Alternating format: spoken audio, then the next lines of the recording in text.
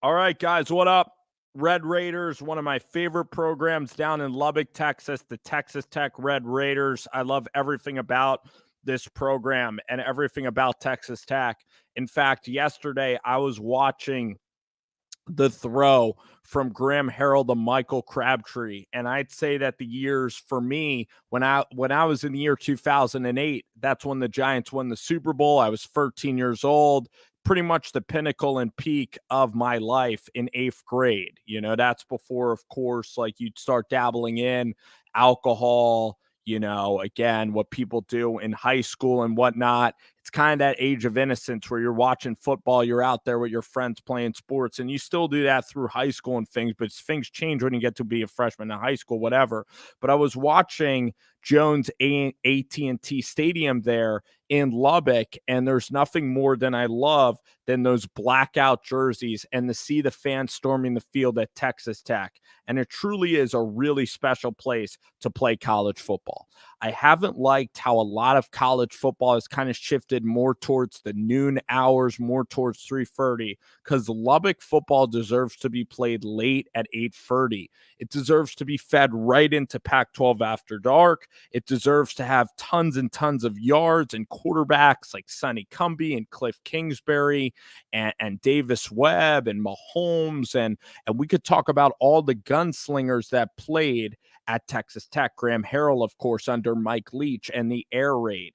It is out there on the plains of West Texas where you can throw the football, where Kitty QT, Michael Crabtree, so many wide receivers that have played there. In fact, Jay Samaro was an unbelievable tight end. He played for the Jets and the Titans in the NFL, but he was unbelievable in college. That's why I think he was a 5th-round draft pick. So Texas Tech, the thing that I love about Lubbock is that if you go there, it's a town that a lot of people, in Texas, like the people of Austin, the people from the Dallas Metroplex, the people from San Antonio, they'll talk about Lubbock like it's out in another country, like it's out in West Texas, but it's mysterious. It's cowboys.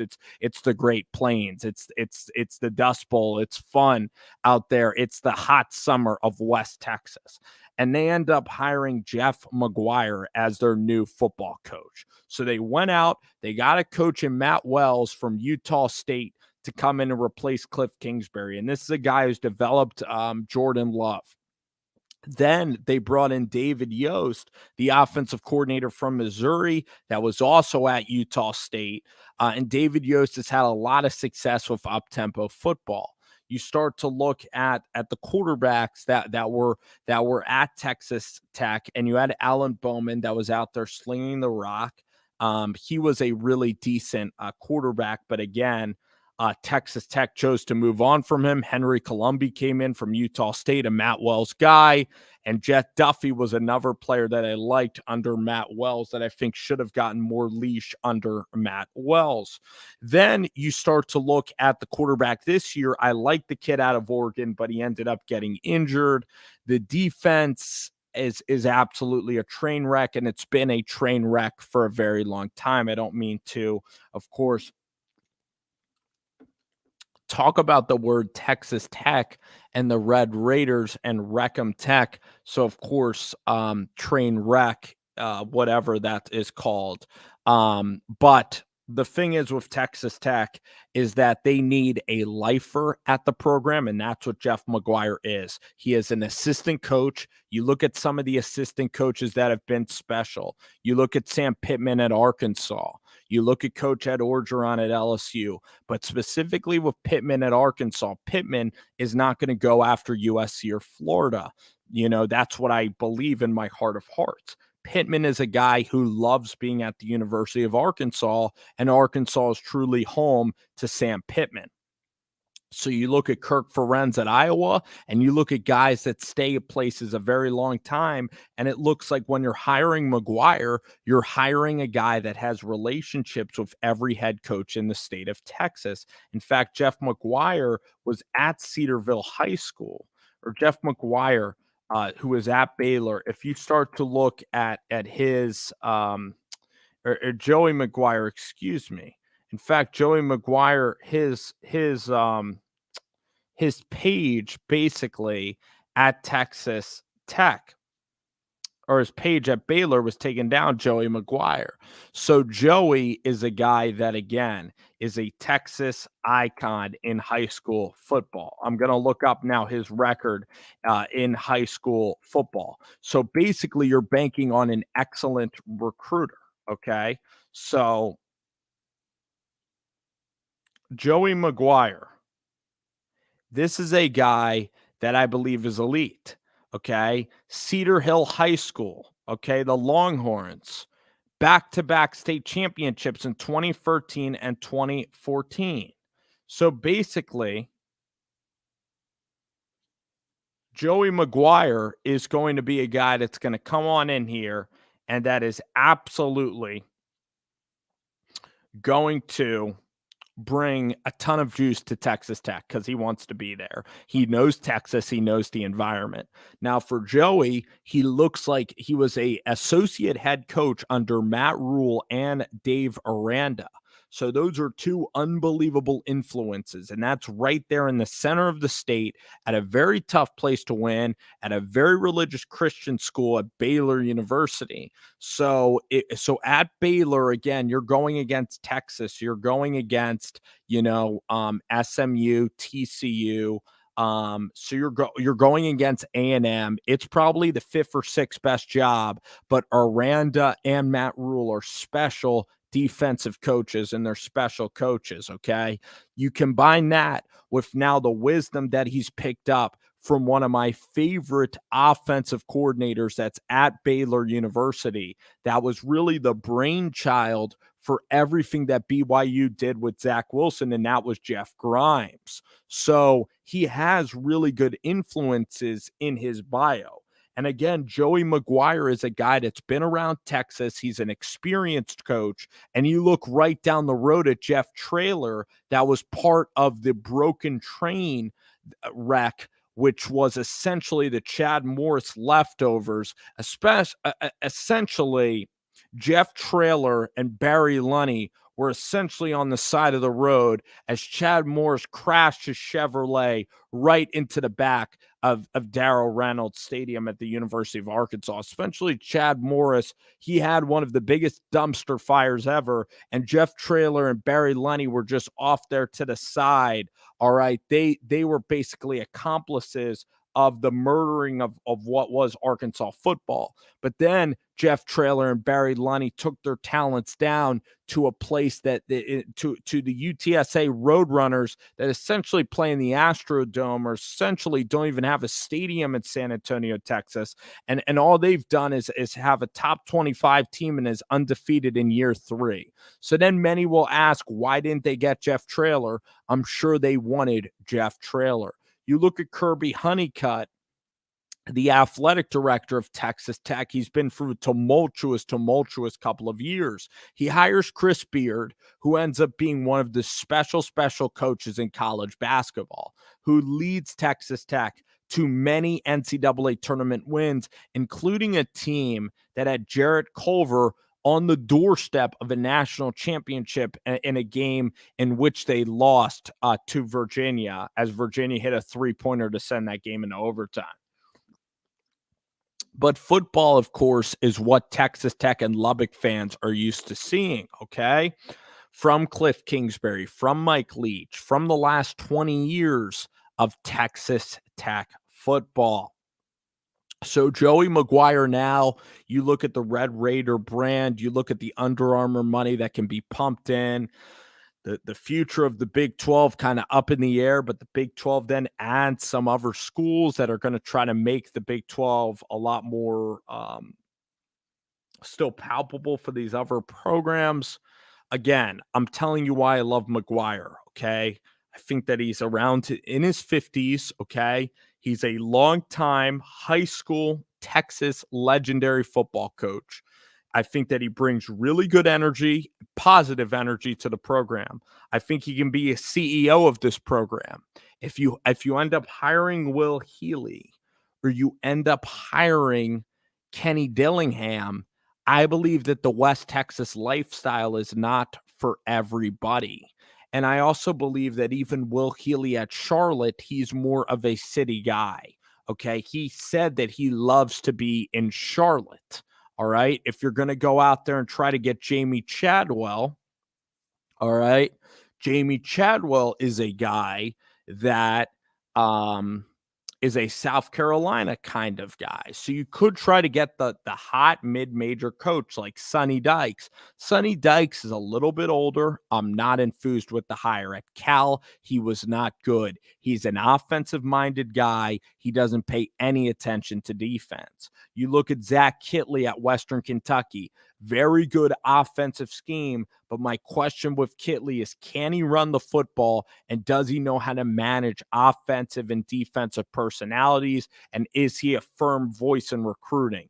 You look at Joey Mcguire. Mcguire is a fixture of Texas Tech in his recruiting, and he looks like an excellent CEO, and that's exactly what you want if you're Joey Mcguire. You can hire an offensive and defensive coordinator. You can oversee the program exactly like Sam Pittman does at the University of Arkansas, and that is the blueprint to have very successful coaching. I like this hire. It's much better than Sonny Dykes. You look at Jeff Traylor at UTSA, and again, if Jeff Traylor had a couple of outstanding years at Texas Tech, there are always coaches that are going to try to poach from Texas Tech. It looks like Joey Mcguire is a Texas guy for life, and the fit going to Lubbock, you have to sell Lubbock, Texas. You have to be totally invested into the West Texas lifestyle because it's more off the beaten path than other programs and other jobs. And I'm thrilled and really excited to see how this is going to go.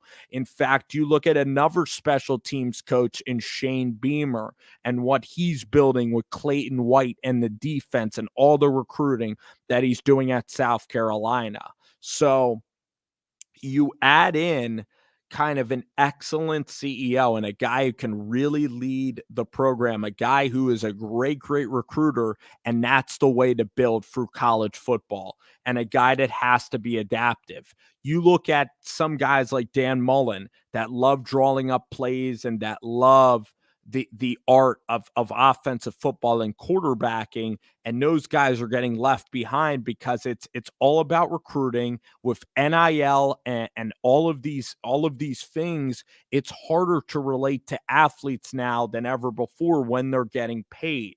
Now you look at social media, people pulling them in different directions. Everything is recorded. There are scandals now all the time with coaches, with everything, with technology. So the point is, you really have to be a grinder to get the job done in recruiting and as a head coach. And you look at Kirby Smart, very, very smart defensive mind, but a guy who's an alpha recruiter.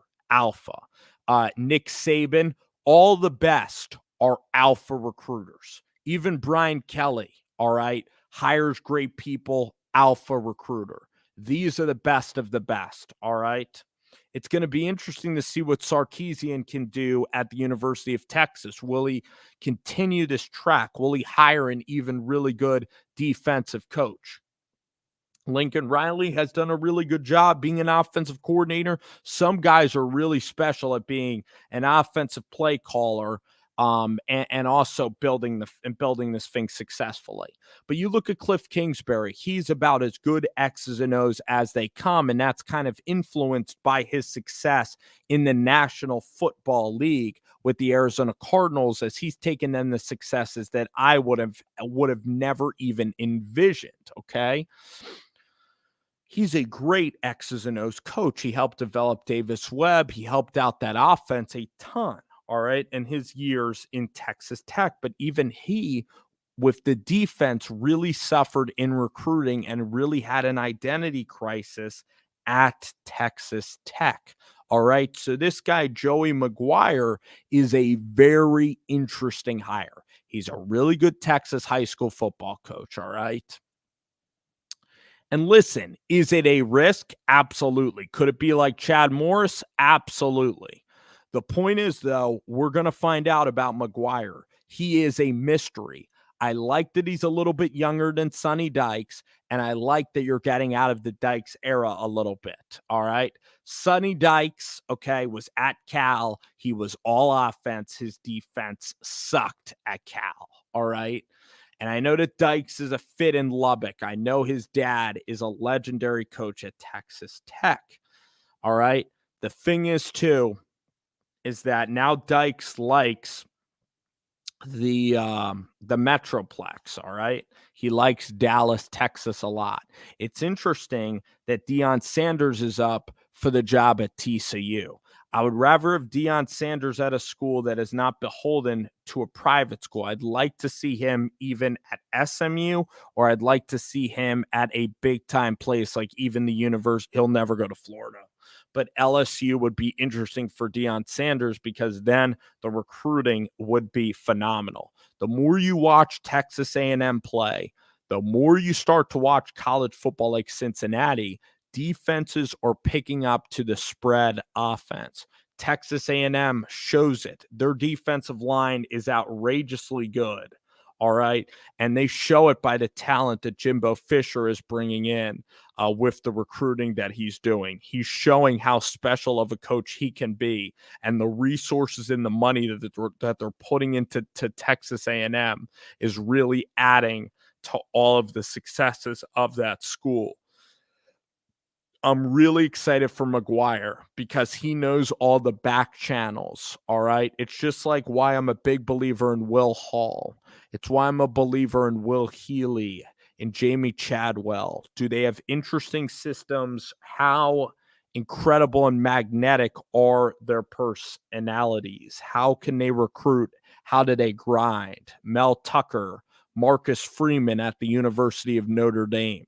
So this is a fun hire. This is not Jed Fish, who's a boring hire. I believe that Mcguire will be a very interesting hire. I believe to see this in a glass half full kind of way. Now, the questions around Mcguire, he is beholden to his offensive coordinator. He needs to hire a big-time offensive coordinator. Defensive coordinator, he needs to hire young, and it's all about who he chooses to place at these positions. Because again, what skill is he necessarily bringing? Is he an unbelievable schemer of offensive football? No, he's a CEO and he's a recruiter. The positives are that he's going to stay at Texas Tech for a long time, and he's going to build it, and this thing's going to be built through a decade of Joey Mcguire. He is there. It's a permanent fit, just like Mark Adams is as the basketball coach at Texas Tech. All right. So again, this is a permanent fit. This is not going to be a young guy that is just going to jump at the first opportunity to go out west to California or Florida. Okay. This is not a guy who's going to be poached and then you're going to be left. All right. That's what Honeycutt was thinking with this. Mcguire. All right, here's the thing.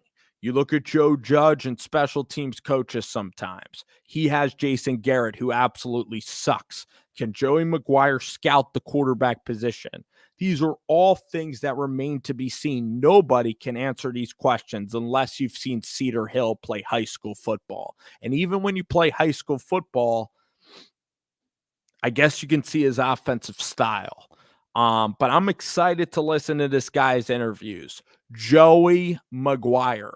This is a fascinating hire for Texas Tech. It's very fascinating. He knows Texas. He's going to get Texas guys. I think his personality, from what I've seen, is very engaging. This could be a diamond in the rough sort of hire. I'm really pumped about it. All right. I'm really excited for Texas Tech football. This is a guy like Sam Pittman that is a total underdog. This is a little like Shane Beamer. All right. This is an underdog kind of a hire. All right. This is a guy who's really paid his dues, who's been an assistant coach for a very long time, that is now ready to be at Texas Tech. I think Texas Tech is fun because, again, You can win there. It is a big conference, but again, it's in Lubbock and you have your space. Okay. You're going to have a tight media crew that's going to follow you around. You can get to know all the reporters that you need to know at Texas Tech. If you're going to a place like Los Angeles, it's different. If you go to Florida, it's a total fishbowl in Gainesville. They will totally come after you. If you go to Florida State, you expect to win. Tennessee, Texas Tech, very fair fan base. Okay. Nice people out in Lubbock. All right. And in a couple of years, they're going to expect something special. I want Mcguire to embrace kind of the Red Raiders. I want him to embrace kind of the dark and kind of the mystical ways of Lubbock, Texas. I want games to be played there at night a lot. I want them to continue their annual game against the University of Texas, El Paso. I want UTEP to still be games. I want them to schedule challenging out-of-conference games. I like the game that they're playing against Houston. I think Houston might even be joining the Big 12. But I'm very excited to see them go up to BYU. I think that this is going to be a really fun conference with BYU, with Houston, Dana Holgerson now. I think that this is really going to be awesome. All right. UCF's going to be going out to Lubbock. So I want them to play a lot of night games. It would be awesome if they still got to play Texas some years too. And again, I want games to be at night. I love those all black uniforms that the Red Raiders have. I don't like those all red uniforms or all white. They should wear black most of the time. And again, I love Texas Tech. It is a fun school to follow.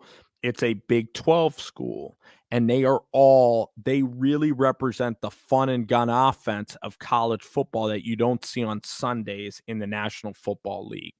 Can't wait to see what type of guys that they continue to recruit and continue to develop under Joey Mcguire. I want him to run like this Kendall Briles fast offense. Now, Kendall Briles would have been an interesting hire too. He comes from Art Briles. Also, Jeff Lebby would have been an interesting hire. But knowing Lebby, they weren't going to swallow Art Briles, so they weren't going to bring on Kendall Briles. Therefore, Jeff Lebby strikes me as a guy, great offense. You would have to bring in the defensive coordinator. But again, Lebby strikes me as a guy that's going to continue to reach for like a Florida job. He seems like he's going to jump quickly. All right. He's at Ole Miss right now. He's spoiled under Lane Kiffin in Oxford. It's high flying. It's SEC. It's all fun. You get to Texas Tech. It's going to be a more quiet situation. And Mcguire just seems wired for this job. I think that it's kind of a tailor-made situation. It was one that was in the works for a while, and Kirby Holcutt got his guy. So I love, again, kind of like Ray Tanner did at South Carolina, I love the decisiveness that the athletic director had to go get his guy. All right. And again, I pointed out why I'm really excited about this hire. And it's one that you're going to have to stay in tune with each of the hires. You look at Shane Beamer, what he's built at South Carolina. Justin Stepp developed Treylon Burks, developed Trey Knox, developed Mike Woods at Arkansas. He ends up at South Carolina. The Florida defensive backs coach ends up at South Carolina. Florida running backs coach. Then you have Satterfield that again is getting better, and Jason Brown is the right quarterback there. Defensive line, you have Atkins, who's a tight ends coach, okay, who's a very good tight ends coach. I really love the defensive line coach at the University of South Carolina, and Clayton White is a really good defensive coordinator at South Carolina. So again, It's all about the staff. All right. And this is going to be fun. All right. Just like Will Hall is going to eventually get Southern Miss rolling in the Sun Belt. This is going to be a fun job to track. And I'm very, very confident on this hire for some reason. I think it's going to be excellent. I think it's going to be a lot of fun. You look at Brian Harsin at Auburn, he's okay. He hires Mike Bobo, who doesn't have interesting passing scheme concepts. He's a run the ball style guy. It's okay in parts. It does have good structural tendencies, but it's not all that good. And then you look at Derek Mason, who's done a phenomenal job with recruiting, and he's done a great job. And I think he might even I think he can get a head coach job very soon, Derek Mason. So that looks to be a great hire. Like Auburn's defense, Kevin Steele, and also this looks to be awesome. All right. Florida's going to be unbelievable. LSU is going to be fascinating. If you're Florida, though, you might want to go after Ed O, because Coach O can recruit. He can recruit Florida. He loves the pressure. I think Coach O would be really fun. And I think that the recruits that Coach O can bring in, I mean, at LSU, he was banging it out with the types of recruits that he was bringing in to that program. All right, guys, college football in general. All right, we have Cincinnati, who's kind of been struggling a little bit. Understandably, they're not blowing teams out. Ohio State wins again. Oklahoma is right up there again. Most of it's going to be sorted out. I'll give you my picks for college football this week. Again, I was impressed by Mel Tucker's team. They don't have immense talent on the defensive side of the ball yet.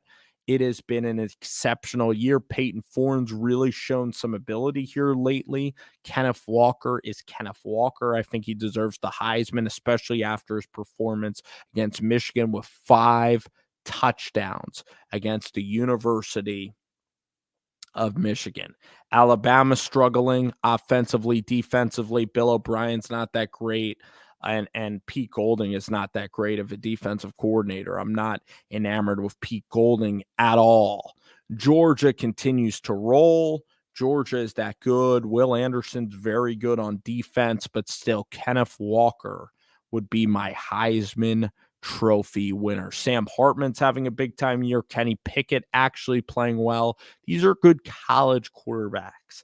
Kenny Pickett is not going to be a good NFL quarterback. And just because Matt Corral has Lane Kiffin coaching him, and just because he has better players around him, does not mean he's going to be better than Malik Willis. Malik Willis has special talents and abilities that Matt Corral does not have. I think Carson Strong is still rolling. I like Carson Strong a lot as a prospect. I would probably go Carson Strong. I mean, I know Carson Strong, so maybe I am biased, but I am a huge Carson Strong fan. Alrighty, guys, that's that. Texas Tech for 28 minutes of the show.